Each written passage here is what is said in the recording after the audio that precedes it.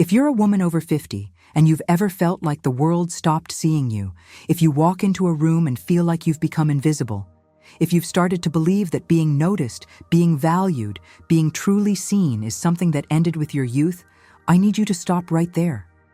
Because everything you've been told about why you feel invisible is incomplete. It's not your age. It's not your appearance. It's not that the world has moved on. It's 7 specific habits you've adopted, often without even realizing it, that are making you fade from view. And today, I'm going to reveal every single one of them. More importantly, I'm going to show you exactly how to reverse them.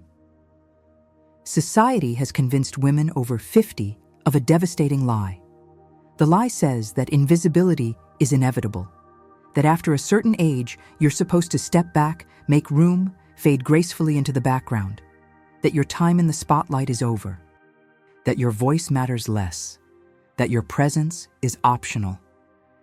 And so many women have internalized this message so deeply that they've started living it out, not because they want to, but because they think they're supposed to. But psychologist Walter Riso, who has spent decades studying human behavior and the psychology of self-worth, discovered something radical.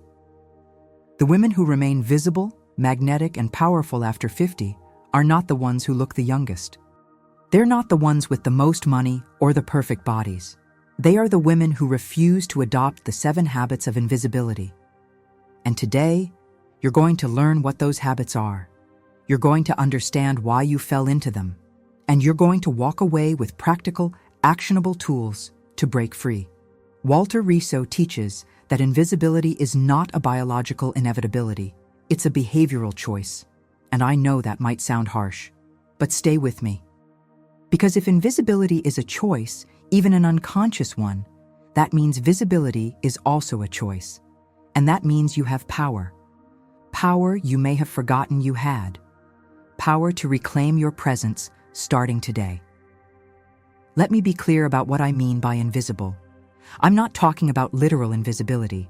I'm talking about the feeling that you don't matter as much as you used to, that people talk over you in conversations, that your opinions are dismissed or ignored, that you walk into family gatherings and no one really asks how you are, that you've become background noise in your own life. That's the invisibility I'm talking about. And if you've felt it, you know exactly what I mean. It's not dramatic. It's subtle. It's 1,000 small moments where you realize you're being overlooked. And each moment chips away at your sense of self. But here's what I want you to understand before we go any further. This is not your fault. You didn't wake up one day and decide to become invisible. You were taught by a culture that worships youth, by a society that tells women their value expires, by decades of conditioning that told you to be smaller, quieter, less demanding. You learned these 7 habits as survival strategies, ways to keep the peace, ways to be liked, ways to avoid conflict or judgment. But what once protected you is now erasing you. And now you're going to unlearn them, one habit at a time.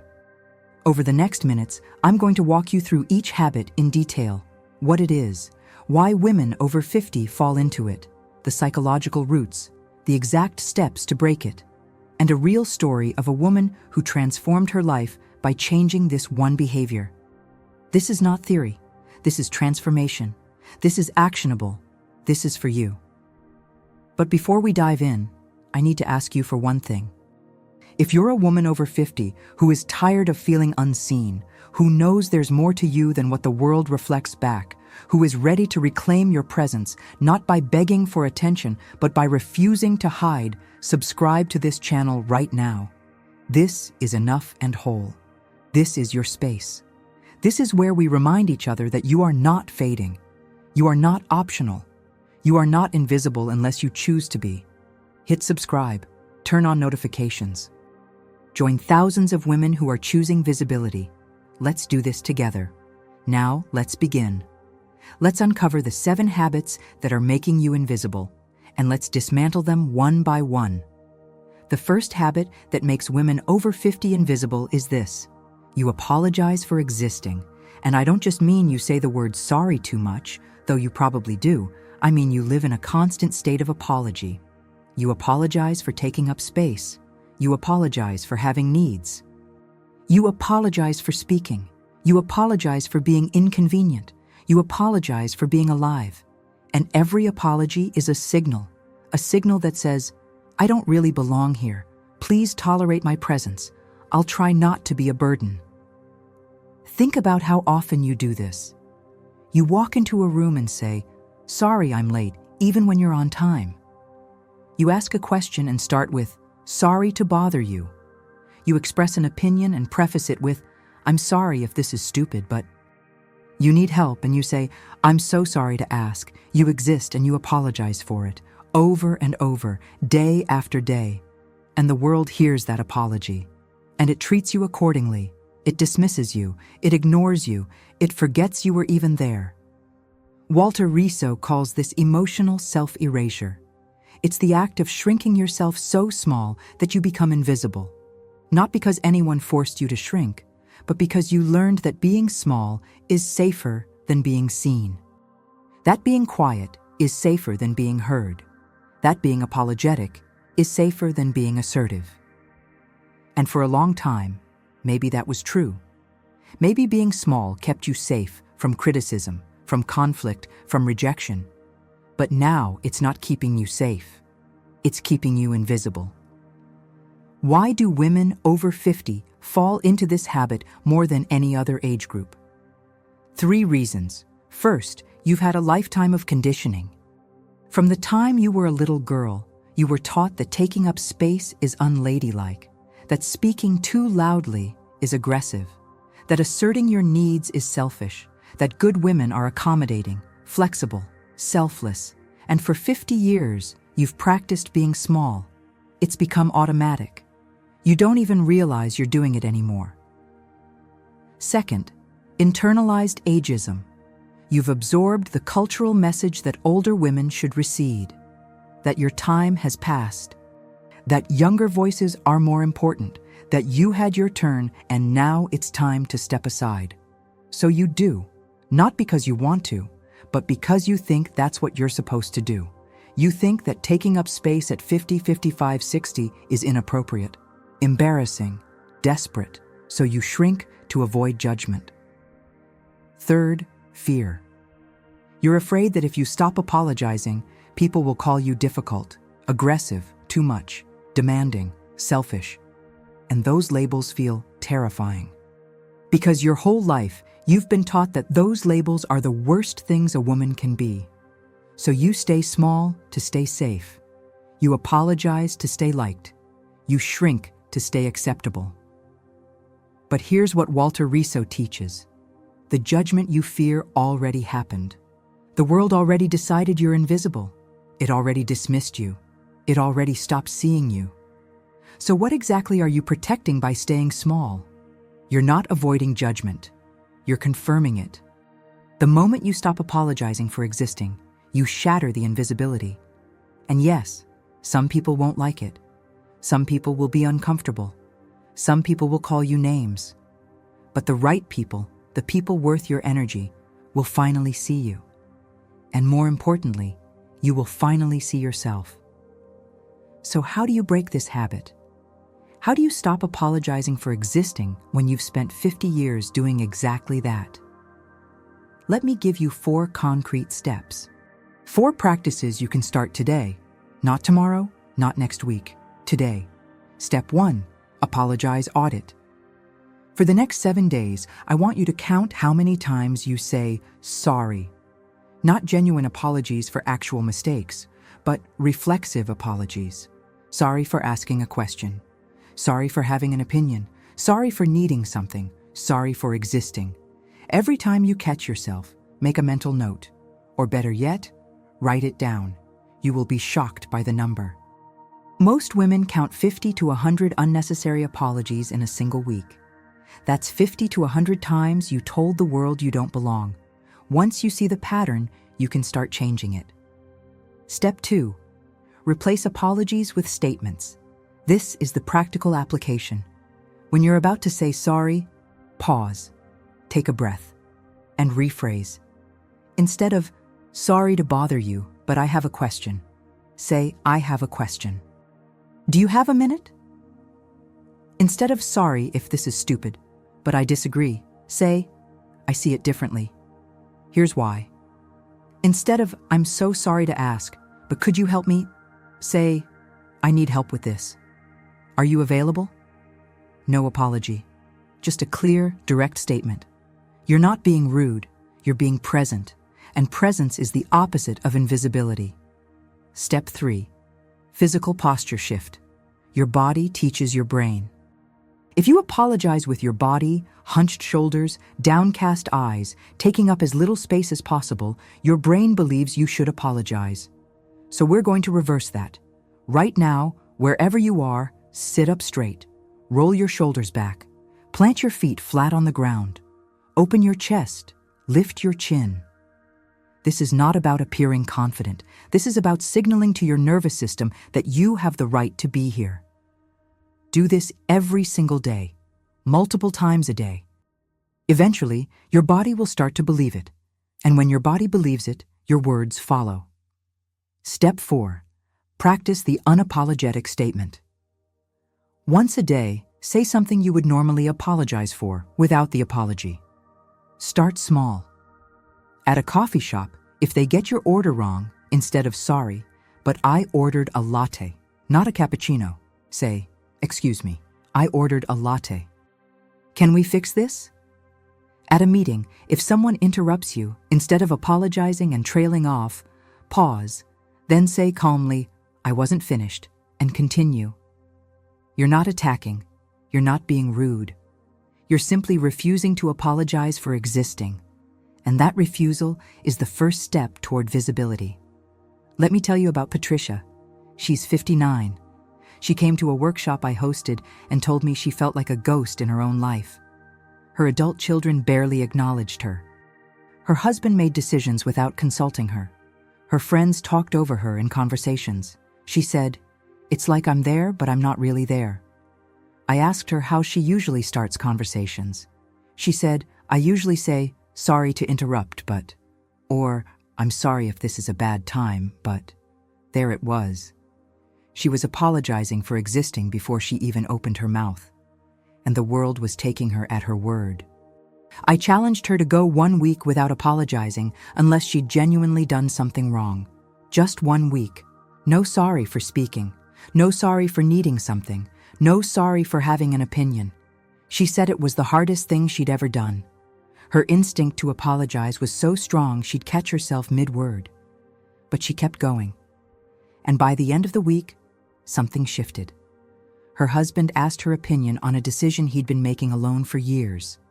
Her daughter called just to talk, not just when she needed something.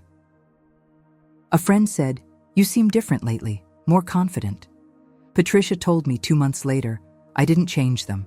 I changed how I show up. I stopped apologizing for taking up space, and suddenly there was space for me. That's the power of breaking the first habit. When you stop apologizing for existing, people stop treating you like you don't. Now here's something crucial.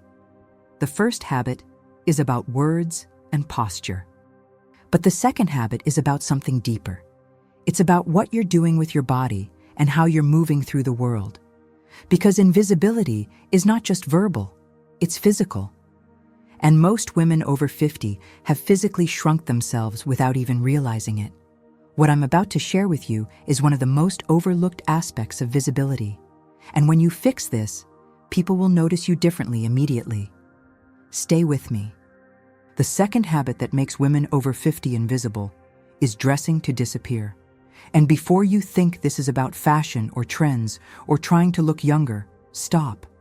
This is not about that.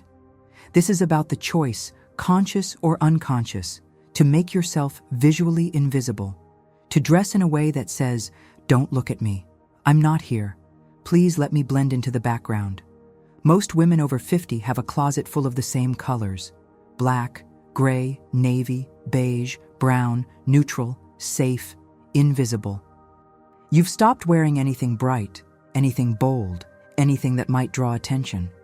You wear loose, shapeless clothing that hides your body, not because it's comfortable, but because you don't want anyone to notice your body has changed.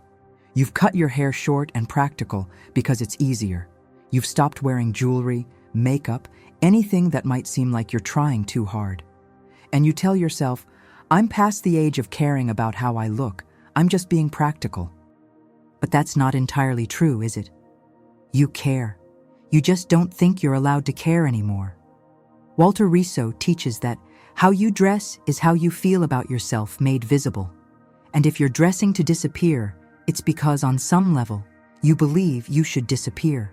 You've internalized the message that women over 50 should be invisible, that trying to be seen is desperate, pathetic, inappropriate. So you dress the part.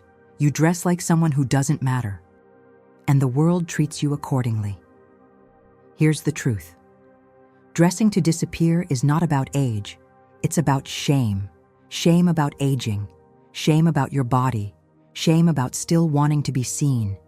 And that shame is not yours. It was given to you by a culture that profits from women feeling inadequate, by a beauty industry that tells you you're only valuable if you look 25, by a society that treats aging women like they're defective versions of young women. You absorbed that message. And now you're living it out through your clothing choices. Why do women over 50 fall into this habit? 4 reasons. First, invisibility feels safer than visibility. If no one looks at you, no one can judge you. No one can say you're trying too hard. No one can say you're mutton dressed as lamb. No one can say you should act your age. So you make yourself invisible to avoid judgment. But here's the paradox. By making yourself invisible, you're confirming the judgment. You're agreeing that you should disappear. Second, you've lost connection with your body. For decades, your body did things. It carried children. It worked. It functioned. And you didn't have to think about it much. But now your body is changing in ways you can't control. And instead of adapting, you've disconnected. You dress your body like it's a problem to hide, not a vessel to adorn. And that disconnection shows. Third, comparison with younger women. You see younger women in bright colors, form-fitting clothes, bold styles. And you think, I can't wear that. I'm too old. That's not for me anymore.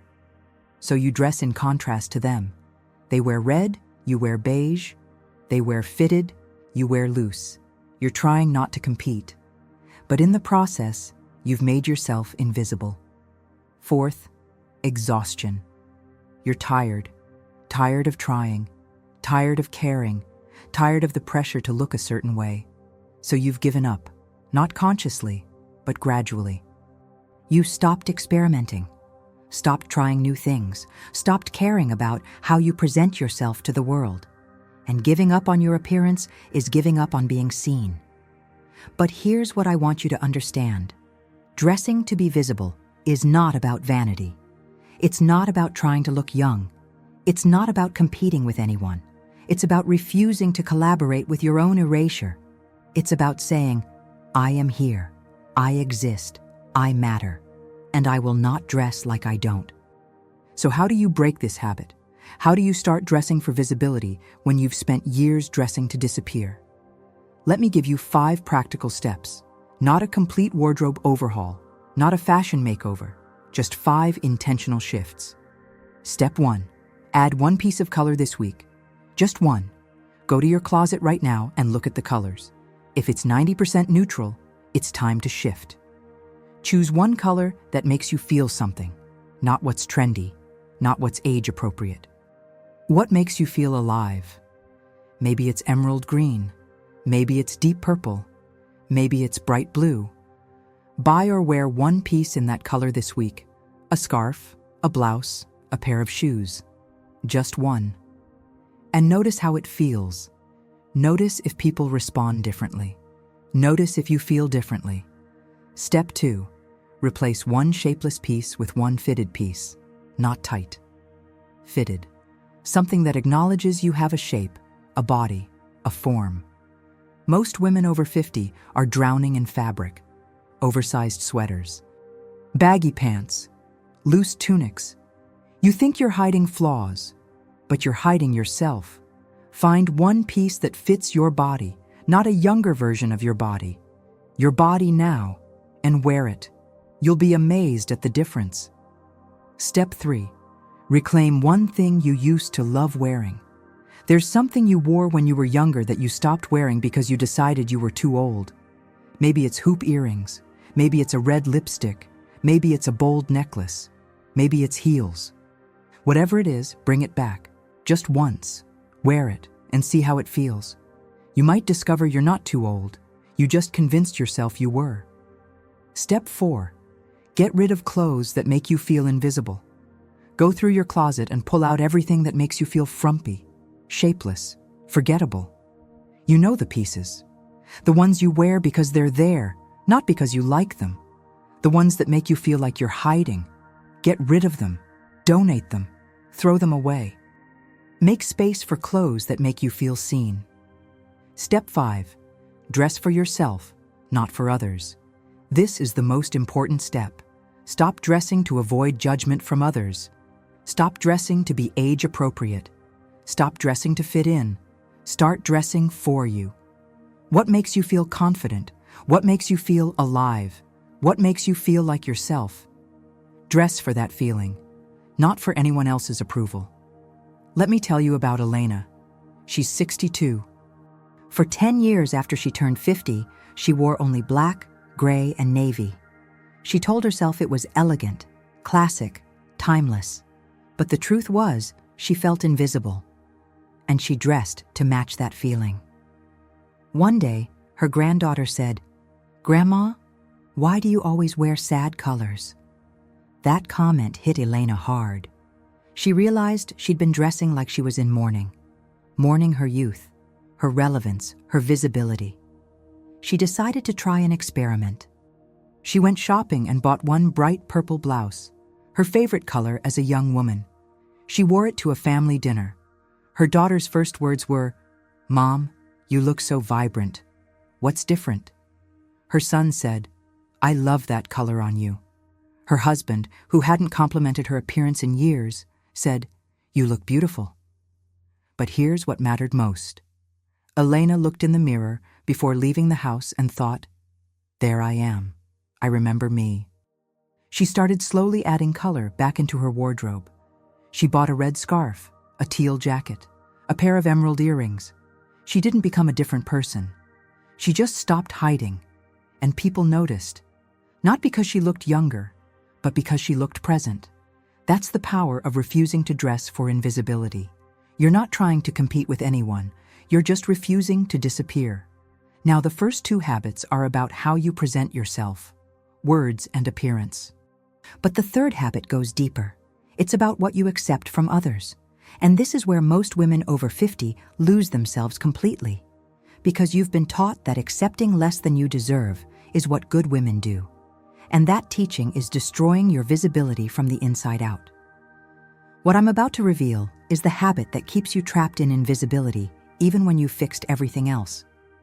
Stay with me, because this one is crucial. The third habit that makes women over 50 invisible is accepting emotional crumbs. And this might be the most painful habit to confront. Because it's not about what you do. It's about what you tolerate. It's about the relationships where you're getting the bare minimum and convincing yourself it's enough. It's about the people in your life who barely see you, barely acknowledge you, barely show up for you.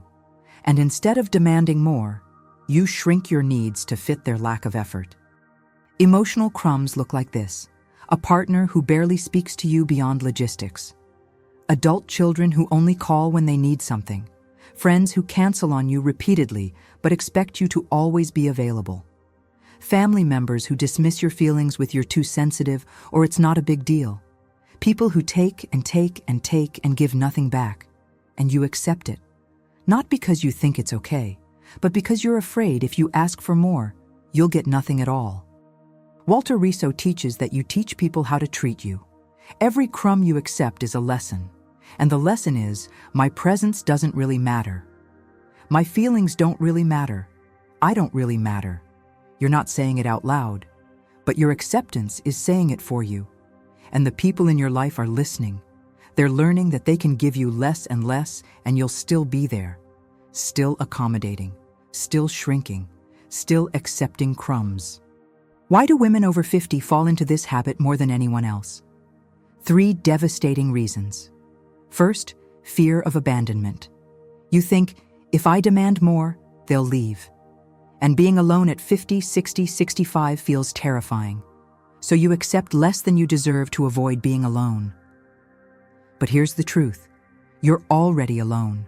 You're alone with people who don't see you. And that kind of alone is worse than actual solitude. Second, a lifetime of conditioning.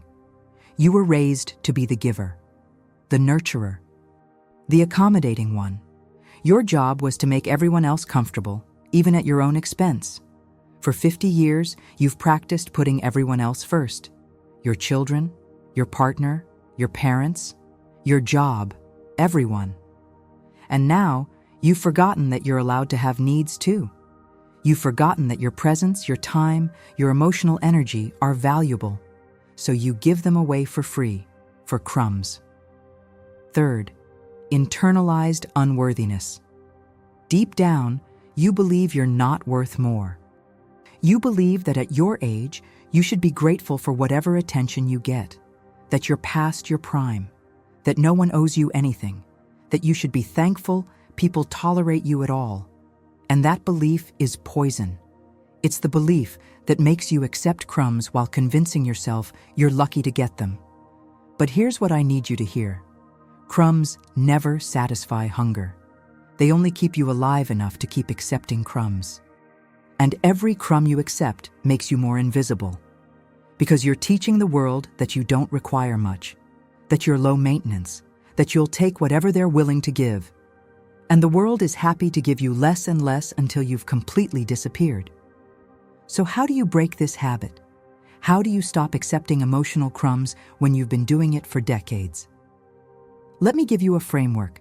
It's called the 3P formula: pillar, proposal, plan. This is how you set boundaries without guilt, without aggression, without apology. Pillar is the value you're protecting. What matters to you? Respect, consistency, honesty, effort. Name it. Be specific. This is your foundation, your non-negotiable. This is what you will no longer compromise on. Proposal is the specific behavior you need, not a vague request, a concrete action. I need us to have dinner together twice a week without phones. I need you to call when you say you'll call. I need conversations that aren't just about your problems. Be clear. Be direct. No hints. No hoping they'll figure it out. Tell them exactly what you need. Plan is what you'll do if the proposal isn't met. Not a threat, not an ultimatum, a boundary. If you continue to cancel on me without notice, I'll stop making plans with you. If you keep dismissing my feelings, I'll end the conversation and we can try again later. If you can't show up consistently, I'll invest my time elsewhere. Calm, clear. No drama. Here's a script you can use. I care about you, and I also care about being treated with respect. I need specific behavior. If that's not possible right now, I'll need to boundary action. I'm not punishing you. I'm protecting myself. Say it once, then watch their actions. If they meet your needs, great. If they don't, follow through on your boundary. No second explanations, no justifications, just action. Let me tell you about Angela. She's 58. She had an adult son who only called when he needed money. She felt hurt every time, but she never said anything. She told herself, he's busy, he loves me, he just doesn't show it. But inside, she felt invisible, even to her own child. One day, I asked her, "What's the crumb you're accepting?" She said, "That my relationship with my son only exists when he wants something." So we used the 3P formula. Pillar, I value mutual connection, not transactional relationships. Proposal, I need us to have regular phone calls, not just when you need money. Plan, if that's not possible, I'll reconsider how available I am financially. She delivered it calmly the next time he called asking for money. He was shocked, defensive. He said she was being manipulative. She stayed calm. I'm not manipulating. I'm telling you what I need. If you can't give that, I understand, but I'm done with the current dynamic." Then she hung up. For 2 weeks, silence. She was terrified she'd lost him, but she held firm. Then he called, just to talk. No money request, just, "Hey Mom, how are you?" It was the first time in 3 years. Over the next months, he started calling regularly. Their relationship shifted, not because she forced him, but because she stopped accepting crumbs. Angela told me, "I thought setting boundaries would make me lose people, but actually, I lost the wrong people, and the right people respected me more." That's the third habit. Stop accepting emotional crumbs. It's not about being difficult, it's about being visible. Because you can't be seen by people who refuse to look at you, and refusing crumbs is how you demand to be seen. Now we're entering the habits that are more internal. The first 3 were about external behaviors: how you speak, how you dress, what you accept from others. But the next 4 habits are about your inner world: how you think, how you feel, how you relate to yourself. And this is where the deepest invisibility lives. Because you can change everything externally, but if you don't change what's happening inside, you'll stay invisible. And the 4th habit is one of the most insidious. It's so common that most women don't even realize they're doing it. But it's quietly erasing you every single day. What comes next is going to challenge you, but it's also going to set you free. The 4th habit that makes women over 50 invisible is silencing your desires. And this is not just about big desires. I'm talking about the small daily ones, the ones that make up your life. What do you want for dinner? I don't care. You choose. What do you want to do this weekend? Whatever you want. How are you feeling about this decision? I'm fine with whatever. What do you think about this? I don't really have an opinion. Over and over, you silence yourself. And every time you say, "I don't care," or "whatever you want," or "I'm fine with anything," you're erasing yourself a little more. Walter Riso teaches that a woman without desires is a woman without presence, because desire is evidence of life. It's evidence that you're here, that you have preferences, that you exist as a separate being with your own wants and needs. But when you silence your desires constantly, you become a mirror. You reflect everyone else's wants, and mirrors don't have presence. They don't have visibility. They just show everyone else back to themselves. Why do women over 50 silence their desires? 3 reasons. First, decades of conditioning. You were taught that having strong desires is selfish, that good women are flexible, accommodating, easygoing, that your job is to make everyone else happy, not to pursue your own happiness. So you learn to silence yourself. And after 50 years, you don't even know what you want anymore. You've been a mirror for so long that you've forgotten you're a person. Second, fear of being seen as difficult. Women who express their desires clearly are called demanding, high maintenance, difficult. And you've spent your whole life trying not to be those things. So you stay silent. You say you don't care when you do. You say you're fine with anything when you're not. Because silence feels safer than being labeled difficult. Third, exhaustion from prioritizing everyone else.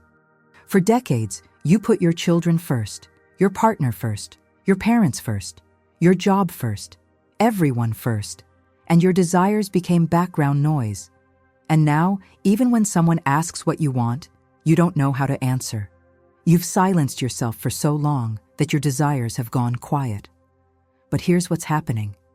Every time you silence your desires, you teach people that your wants don't matter, that you're not a priority, that they don't need to consider you. And slowly, they stop considering you, not maliciously, but because you've taught them that you don't really want anything anyway. And when you don't want anything, you don't matter. And when you don't matter, you're invisible.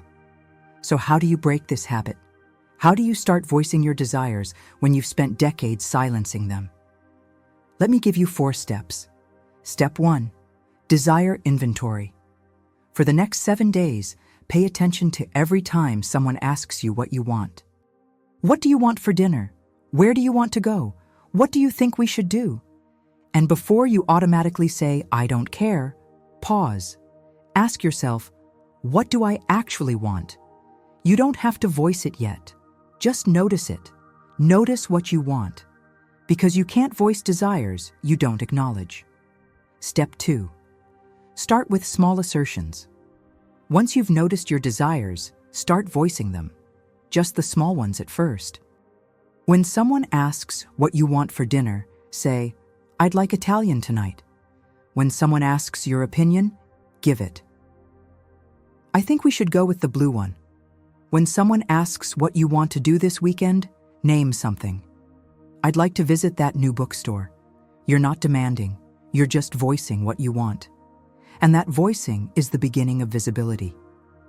Step 3. Stop saying I don't care. This is a hard rule. For the next month, ban the phrase I don't care from your vocabulary. Replace it with, let me think about it, or I'd prefer this, but I'm open to other options. You're allowed to be flexible. But flexibility is different from self-erasure. Flexibility says, I have a preference, but I'm willing to compromise. Self-erasure says, I have no preference because I don't matter. Step 4. Practice wanting without guilt. This is the hardest part. When you voice a desire, you'll feel guilty. You'll feel selfish. You'll feel like you're being demanding. That guilt is not truth. That guilt is conditioning. It's 50 years of being told that wanting things is wrong. Feel the guilt and voice the desire anyway. The guilt will fade, but your presence will remain. Let me tell you about Carla. She's 54. She told me she didn't even know what she wanted anymore. Her husband would ask where she wanted to eat, and she'd say, I don't care.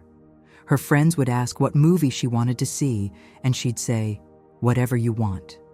Her children would ask her opinion, and she'd say, I'm fine with anything. She thought she was being easygoing, but she was being invisible. I gave her the desire inventory exercise. For 1 week, just notice what you want. Don't voice it. Just notice.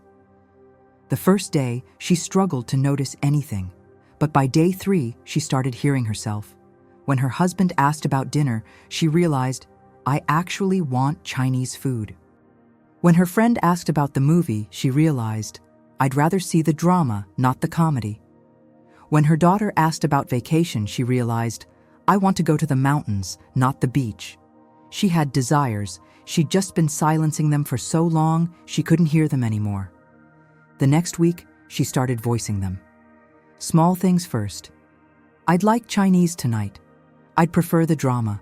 I want to go to the mountains. And something happened. People listened. Her husband said, okay, Chinese sounds good. Her friend said, let's do the drama then. Her daughter said, mountains it is. They didn't fight her. They didn't call her selfish. They just listened. Because she finally gave them something to listen to. Carla told me 6 months later, I thought if I voiced my desires, people would push back. But actually, they were relieved. They were tired of guessing. They wanted to know what I wanted. I just wasn't telling them. That's the 4th habit. Stop silencing your desires, because a woman who wants nothing is a woman who is nothing. And you are not nothing. You are whole. You just forgot to want. Now, the first 4 habits are about behavior. Words, appearance, what you accept, what you express. But the next 3 habits are about mindset, about how you think about yourself and your life. And this is where most women over 50 are trapped without even knowing it. Because you can change all your behaviors, but if your mind is stuck in the wrong place, you'll stay invisible. And the 5th habit is one of the most common. It's the habit that keeps you living in the past instead of being present. And presence is the only place where visibility exists. What I'm about to share will challenge how you think about your life, but it will also free you. The 5th habit that makes women over 50 invisible is living in the past. And I don't mean nostalgia. I don't mean occasionally remembering good times. I mean living there, emotionally residing in who you used to be instead of who you are now. It sounds like this. I used to be beautiful. I used to be fun. I used to be adventurous. I used to have energy. I used to turn heads. I used to matter. Every sentence starts with I used to, and every sentence is a rejection of your present self. Walter Riso calls this the tyranny of the past. It's when you hold up your younger self as the gold standard and your current self as the disappointing sequel. You compare yourself constantly to who you were at 30, 40, even 50, and your current self always loses, because you're measuring yourself against a version of you that no longer exists. And in that comparison, you become invisible, not to others, to yourself. Most women over 50 are haunted by their younger selves. You look at photos from 20 years ago and think, I'll never look like that again. You remember how you used to feel and think, I'll never feel that way again. You talk about what you used to do and think, those days are over. And with every I used to, you confirm that your best is behind you, that you're living in decline, that the only direction from here is down, and that belief makes you invisible, because you're not present, you're not here, you're living in a memory. And memories don't have presence. Walter Riso teaches that presence is the only place where life exists. Not the past, not the future, now. And when you're stuck in the past, you're not living, you're mourning. Mourning youth, mourning energy, mourning relevance, mourning the version of yourself you think mattered more. But here's the truth, that version of you wasn't better, it was different. And different doesn't mean better, it just means different. Why do women over 50 get stuck in the past? 4 reasons. First, societal messaging. You've been told your whole life that your value peaks in youth, that after 50, you're past your prime, declining, fading, irrelevant. So you internalize that, and you start believing that your younger self was your real self, and your current self is just a lesser version. But that's a lie. Your younger self was incomplete. She hadn't experienced what you've experienced. She hadn't learned what you've learned. She hadn't survived what you've survived. She was the beginning. You are the depth. Second, grief. And this is real. There's legitimate grief for what's lost. The energy you had, the body that functioned differently, the possibilities that felt endless. That grief deserves acknowledgement. But grief becomes prison when you refuse to release it, when you hold onto it so tightly that it becomes your identity, when you define yourself by what you've lost instead of what you've gained. Third, fear of the unknown. The past is familiar. You know what happened. You know who you were. It's comfortable, even if it's painful. But the future is uncertain. You don't know who you're becoming. You don't know what's ahead. And that uncertainty is terrifying. So you cling to the past because known pain feels safer than unknown possibility. Fourth, comparison culture. Everywhere you look, you see images of youth celebrated. Social media, advertising, movies. Younger women are the standard of beauty, desirability, relevance. So you compare yourself to them, and you compare yourself to your younger self. And in both comparisons, you lose. And losing makes you want to retreat, to the past, to when you think you won. But living in the past doesn't preserve youth. It steals the present, and the present is the only place where you can be visible. So how do you break this habit? How do you stop living in the past and start living now? Let me give you 5 steps. Step 1. Catch your I used to statements. For the next week, pay attention every time you say I used to. I used to be beautiful. I used to be energetic. I used to be relevant. Every time you hear yourself say it, stop and reframe it. I used to be beautiful becomes, and now I carry a different kind of beauty, one that's been earned through time. I used to be energetic becomes, and now I'm learning to use my energy more wisely. See the shift? You're not denying the past. You're just refusing to let it define you. Step 2. List what you can do now that you couldn't do before. This is not about consolation prizes. This is about recognizing what you've gained. Maybe you have more freedom now. Maybe you're financially stable. Maybe you know yourself better. Maybe you have boundaries you didn't have before. Maybe you have wisdom that only comes from living. Write down 5 things you have now that you didn't have at 30. Real things, valuable things, things that matter. Step 3. Create one new memory every week. This is crucial. You're stuck in the past because your present feels empty. So fill it. Do something you've never done. Go somewhere new. Try something that scares you a little. Take a class, start a project, have a conversation that goes deep. Create new memories. Build new stories. Give yourself a present worth being in. Step 4. Grieve what's lost, then release it. Set aside time to genuinely grieve. Not casually, intentionally. Write a letter to your younger self. Acknowledge what you've lost, the energy, the body, the possibilities. Honor it. Cry if you need to. And then ritually let it go. Burn the letter. Bury it. Release it. You can't move forward while clinging to what's behind you. Step 5. Ask yourself, who am I becoming? Not who was I? Not who should I be? Who am I becoming? What's emerging in you now? What's possible now that wasn't possible before? What are you learning? What are you discovering? Orient yourself toward becoming, not toward being. Because being is static. Becoming is alive. And alive is visible. Let me tell you about Rosa. She's 61. For years, every conversation she had included some version of, when I was younger, when I was 40, back when I... She talked about her younger self like she was a celebrity she used to know. Someone important who had moved on. And her current self was just the person left behind managing the estate. One day her daughter said, "Mom, you talk about yourself like you died at 50. Rosa was shocked, but she realized it was true. She'd been living in the past for over a decade, mourning herself, comparing every present moment to a memory.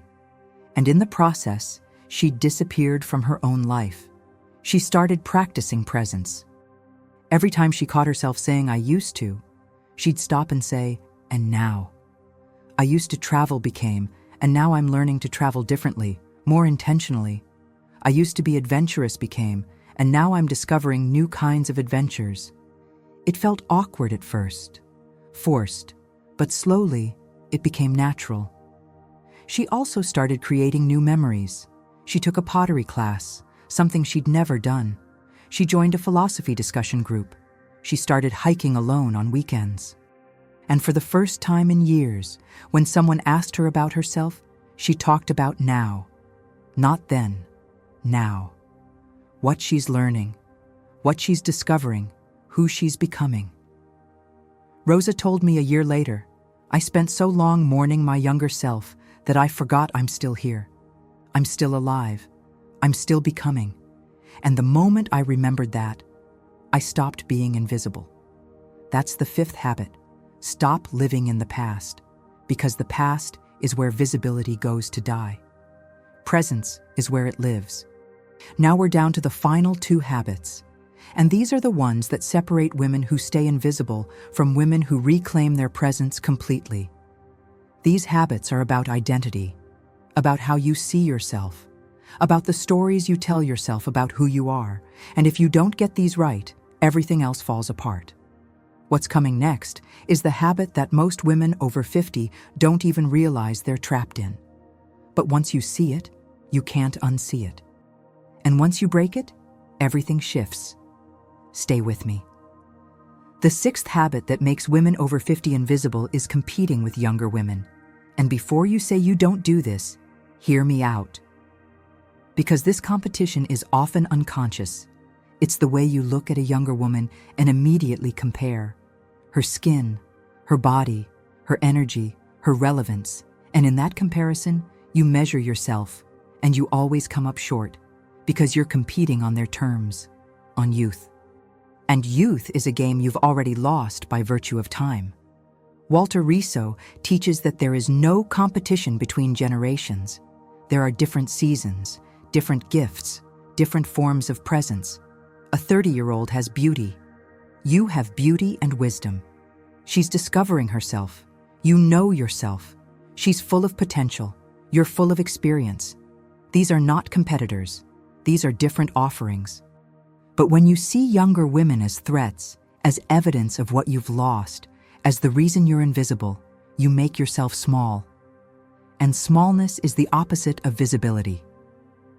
Most women over 50 feel threatened by younger women, not consciously, not maliciously, but the feeling is there. You walk into a room and notice the young woman first. You feel diminished by her presence.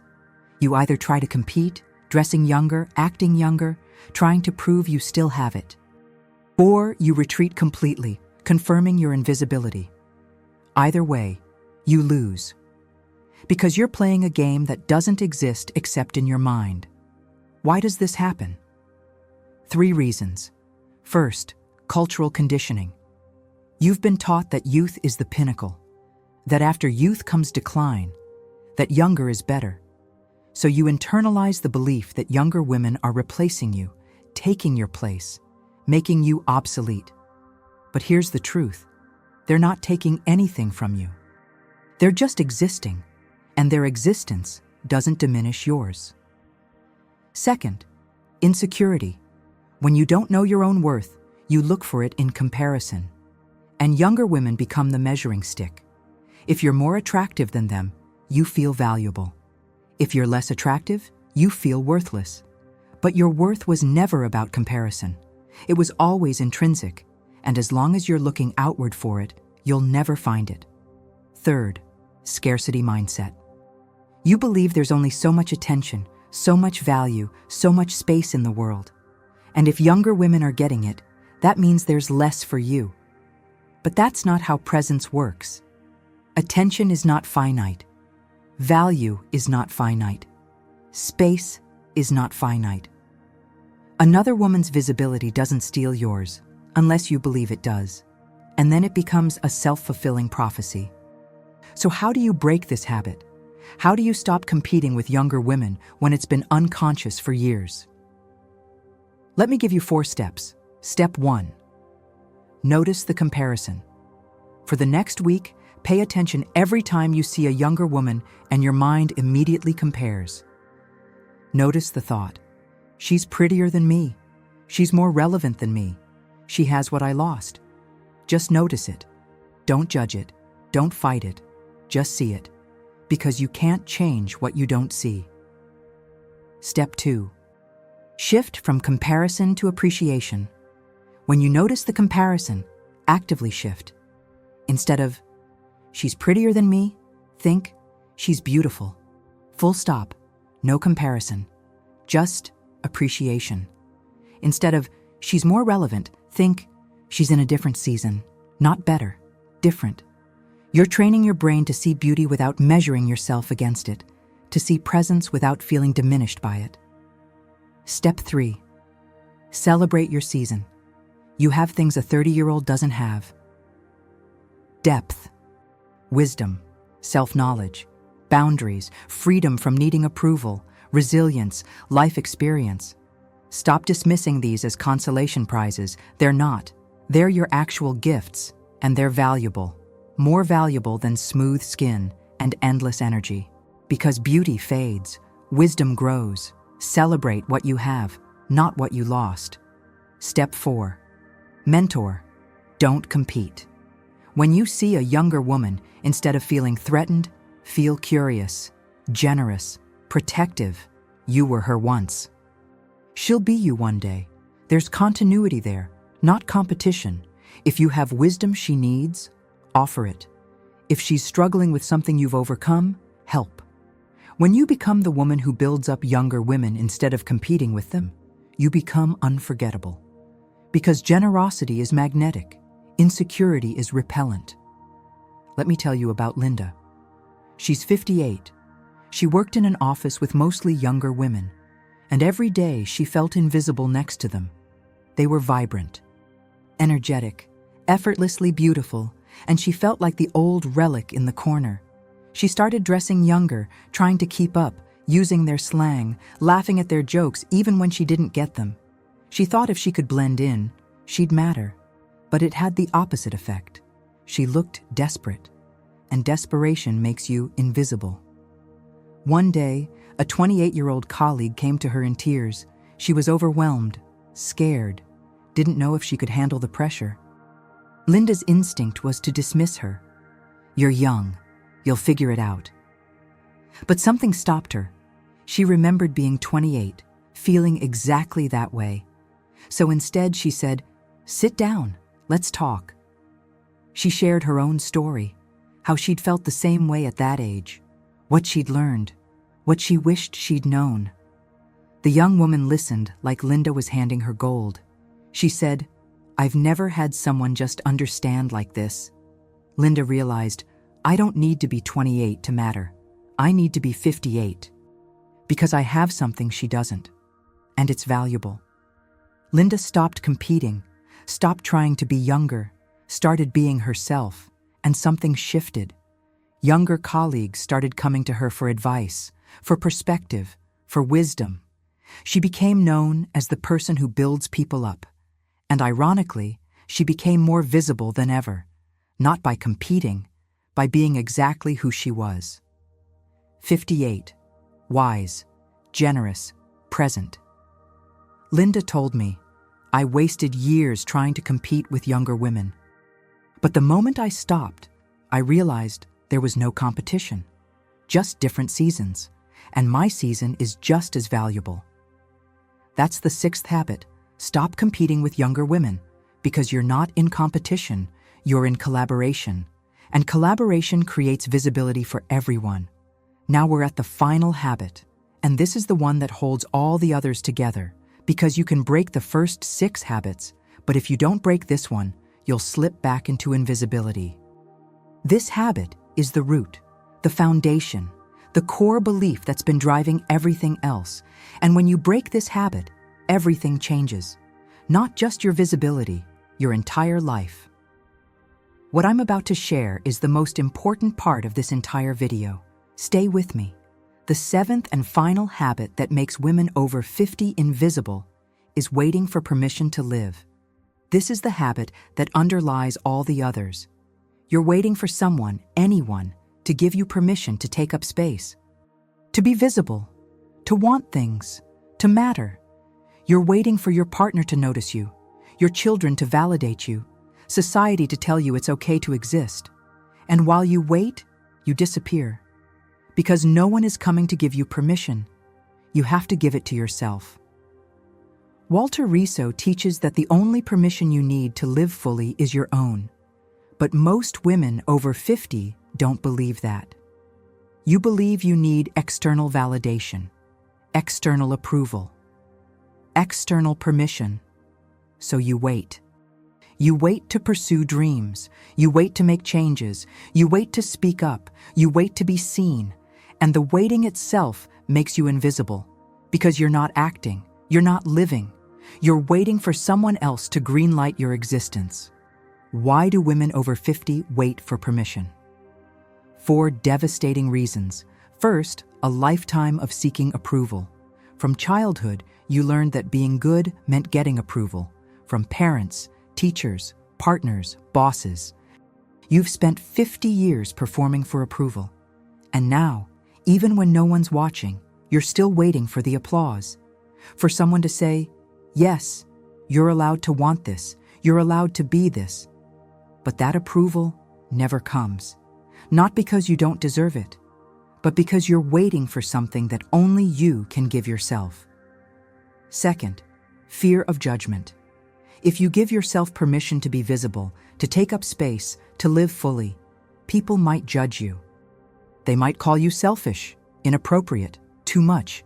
And that fear keeps you small, waiting, hoping that if you wait long enough, the risk will disappear. But it won't. The risk is part of living, and waiting for safety is waiting to die. Third, belief that you don't have the right. You believe that at 50, 55, 60, 65, your time has passed. That you had your chance and now it's time to step aside. That wanting more, being more, living more is inappropriate, greedy, selfish. So you wait for someone to tell you it's okay.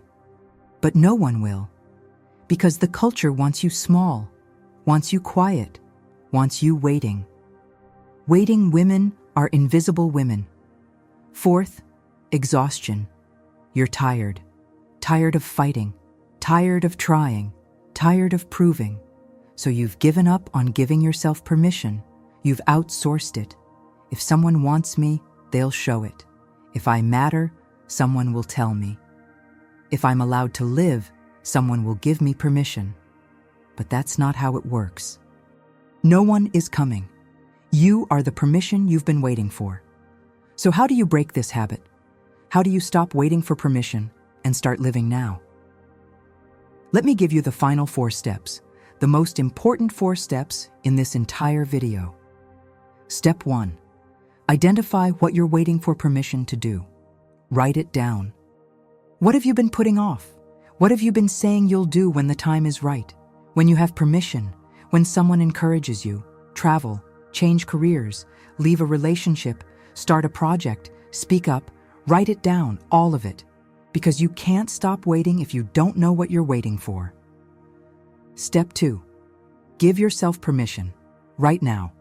Out loud. Say, I give myself permission to do this. I don't need anyone else's approval. I don't need external validation. I give myself permission. Say it like you mean it, because you do mean it. And your permission is the only one that matters. Step 3. Take one action this week. Not a big action. Just one. If you're waiting for permission to travel, book a flight. If you're waiting for permission to change careers, update your resume. If you're waiting for permission to speak up, have one hard conversation. If you're waiting for permission to be visible, wear the color you've been avoiding. One action. That's all, because action breaks the waiting, and breaking the waiting creates visibility. Step 4. Stop asking for approval. This is the hardest one. When you do something, don't seek approval afterward. Don't ask, was that okay? Do you think I should have? Did I do the right thing? Just do it. And let it stand. Your action is your statement, and it doesn't need approval to be valid. Let me tell you about Patricia. She's 63. For 10 years, she wanted to take a solo trip to Italy. She dreamed about it, researched it, talked about it, but she never went. She was waiting for her husband to encourage her, waiting for her children to say it was okay, waiting for someone to tell her she deserved it. And while she waited, 10 years passed. One day, I asked her, "What are you waiting for?" She said, "I'm waiting for someone to tell me it's okay." I said, "What if no one ever does?" She went quiet. Then she said, "Then I'll never go." And hearing herself say that broke something open. She realized she'd been giving her life away, year by year, waiting for permission that would never come. She booked the trip that week. She didn't ask her husband. She told him, "I'm going to Italy for 2 weeks, alone." He was surprised, but he said, "Okay." Her children were confused, but supportive, and Patricia went, and it changed her life. Not because Italy was magical, but because she finally gave herself permission to want something and pursue it without waiting. Patricia told me when she got back, "I spent 10 years waiting for someone to give me permission to live. But the permission was always mine to give. I just didn't know it." That's the 7th habit. Stop waiting for permission, because you are the only authority on your life, and your permission is the only one that matters. So let's bring all 7 habits together. Stop apologizing for existing. Stop dressing to disappear. Stop accepting emotional crumbs. Stop silencing your desires. Stop living in the past. Stop competing with younger women. Stop waiting for permission to live. These 7 habits are what's making you invisible. Not your age, not your appearance, not society. These habits.